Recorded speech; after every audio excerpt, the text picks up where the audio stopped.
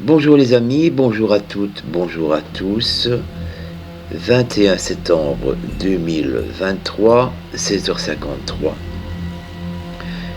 Eh bien, j'ai retrouvé l'article que j'avais publié il y a quelques jours sous forme d'une petite vidéo. Cette vidéo a disparu. Entre-temps, je l'avais retrouvée. Malheureusement, en voulant la republier, je ne sais pour quelle raison, elle n'a pas pu être postée. Mystère et boule de gomme, me direz-vous. Alors le sujet était celui-ci: pourquoi ne se souvient-on pas des vies antérieures?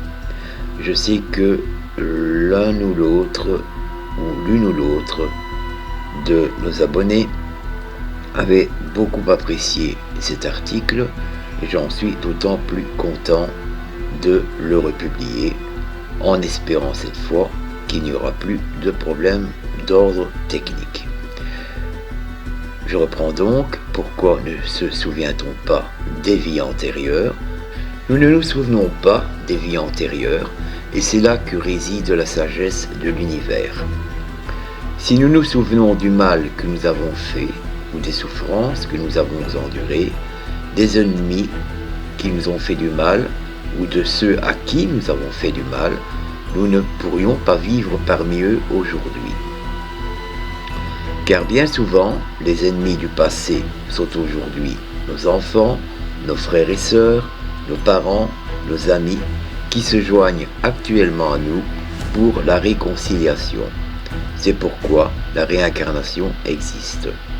Certes, aujourd'hui, nous corrigeons des torts commis à l'encontre de quelqu'un, nous subissons les conséquences de crimes commis, ou encore nous sommes soutenus, aidés par ceux qui, dans le passé, nous ont fait du mal. D'où l'importance de la famille, où les liens rompus lors d'existences précédentes sont souvent renoués. La réincarnation, de cette manière, est l'occasion d'une réparation ainsi que l'opportunité de consacrer nos efforts pour le bien des autres, accélérant ainsi notre évolution spirituelle.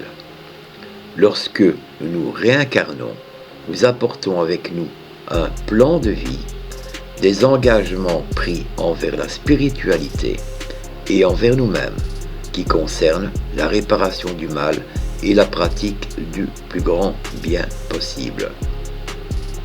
Ce texte aborde la question de la non-mémoire des vies antérieures et son lien avec la sagesse de l'univers.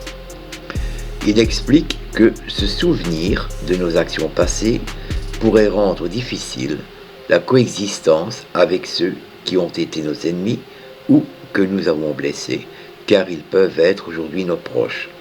Il met en avant l'idée que la réincarnation offre une chance de réparation et d'évolution spirituelle en corrigeant les torts passés et en pratiquant le bien. Enfin, il souligne l'importance des liens familiaux dans la réparation des liens brisés lors des vies précédentes. Donc, l'effacement des souvenirs liés aux vies antérieures est sans doute la condition sine qua non pour que toute réincarnation soit possible. Voilà les amis, je pense que cela apporte un éclairage sur la thématique des vies antérieures. C'est un article que j'ai trouvé un peu, je ne vais pas dire par le hasard, parce que le hasard n'existe pas, mais que j'ai trouvé très intéressant et que je me permets ce jour de vous republier, de soumettre à votre réflexion, bien entendu. Sur ce les amis, je vous souhaite à toutes et à tous une excellente soirée. Je vous laisse toutes et tous de la caméra, mais pas du cœur. Et encore, 1000 fois merci à toutes celles et tous ceux, bien nombreux, qui nous ont soutenus dans les épreuves que Maryse et moi avons récemment traversées. Vous savez très bien à quoi je fais allusion. Tchuss.